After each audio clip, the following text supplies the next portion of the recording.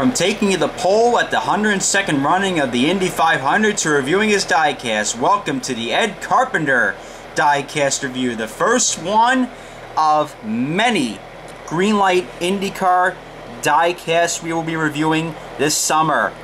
And my God, what an awesome diecast to start off with.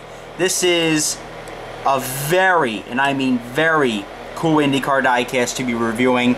This is the pole sitter for the Indy 500, Ed Carpenter, the local Indiana boy who grew up just a few miles away from the racetrack itself, and also the stepson of Tony George. And let me tell you, Fuzzy's Vodka cars are hard to come by these days. You know, they're hard to come by, period, pretty much. I mean, there have only been 3 Fuzzy's cars in 164 made. You had the 2012 Ed Carpenter, you had the 2016 Joseph Newgarden, and now this beauty, the 2018 Fuzzy's Vodka car. What just an incredible looking diecast. And for all of those that, if you're a diehard collector of Indy cars like myself, or if you're new to the sport or new to diecast collecting, then this video is for you. We're going to go into detail what comes with these Greenlight Indy cars. Now, if you go to races like I do, these are only $9 a pop at the IndyCar merchandise tent. They are $6 off of Free Time Hobbies, and they're also $8 off of Gutswear.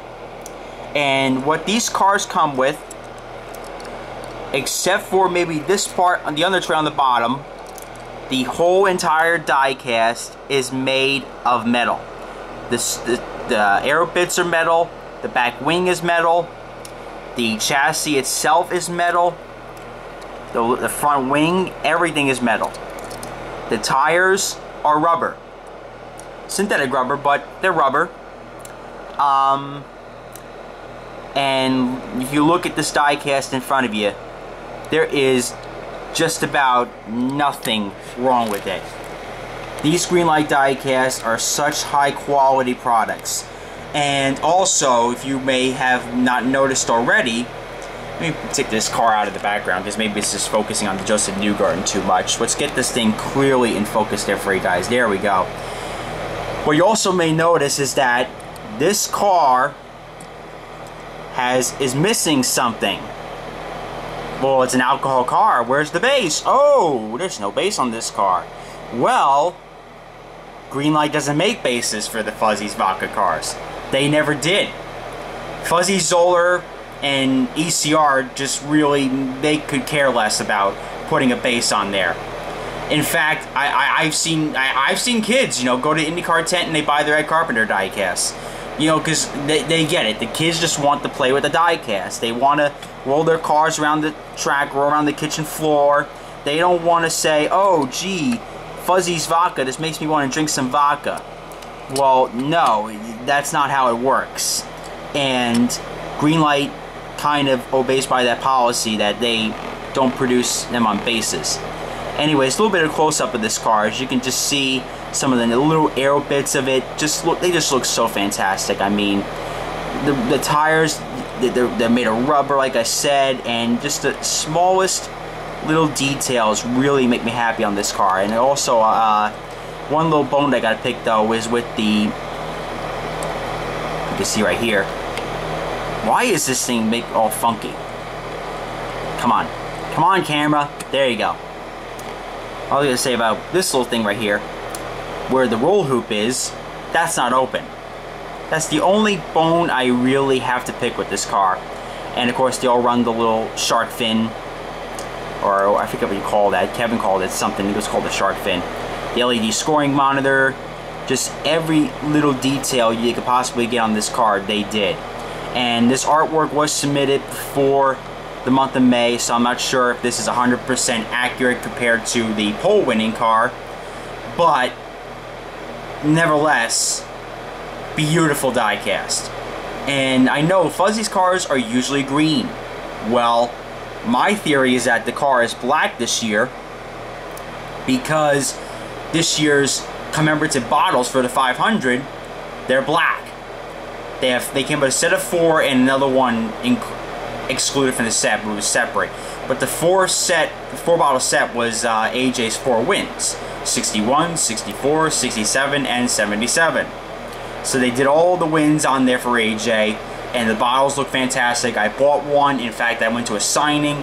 If you're over 21, if you live in the Indianapolis area, all around town throughout the month of May, they do bottle signings. And Ed Carpenter was kind of to sign mine, along with Jordan King, Spencer Piggott, and Fuzzy Zoller himself. They were all signing the bottles. And like I said, I'm gonna say it again. They really hit the nail on the head with this diecast. This is one of my top recommended diecasts, period, of the year. Because when I was at Indy, they restocked by Carb Day, but they came in, I believe, Grand Prix or maybe qualifying weekend. And by the time, end of Monday, early Tuesday, Wednesday-ish, they were almost gone by the time they restocked. And if I'm not mistaken, IMS of 118s are starting to sell out already. So diecast and IndyCar have gotten on a big uptick this year, an upgrade on quality. I mean, there's less to the cars this year, but there's more metal to this car. There's more bang for your buck. These are incredible pieces of diecast. I'm going to keep doing 360 views all throughout this video. Sorry about this, guys. I'm just going to give you a little bit of a tour here of what these cars are really like. I mean, you cannot go wrong with these. These are such incredibly detailed diecasts. 164s, there's no complaints on them whatsoever. I mean, you know, on occasion you may get a little screw up here and there, but this one, it's just perfect. I can't find anything wrong with this whatsoever. I'll put some links down below in the comments. I mean, the comments in the chat, or no, not chat, the description. Get it, spit it out, Rob, you idiot. I mean, you pay $9 for this, and you buy a genuine diecast. Then you wonder why these are the only diecasts I genuinely collect these days. Oh, gee, Rob's putting his good name on it on a diecast. Yes, the IndyCars. Beautiful, and I mean just beautiful diecast this year.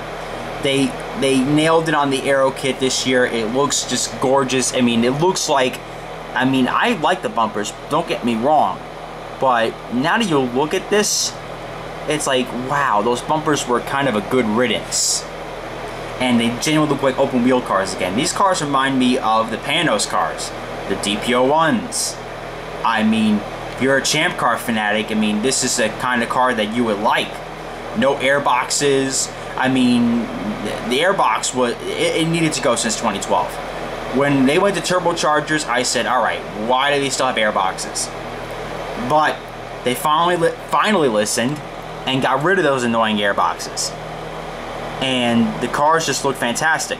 And also, one inaccurate thing about this car, and it's not Greenlight's fault, the LED scoring monitor, first of all, that's the second generation scoring monitor, which, again, not their fault. They didn't get that till last minute.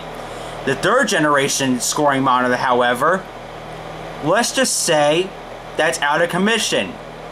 Yes, at the test at Indianapolis, they caught fire. And it cost a lot of money to rebuild these cars. So they were like, alright, we are doing away with this for a while.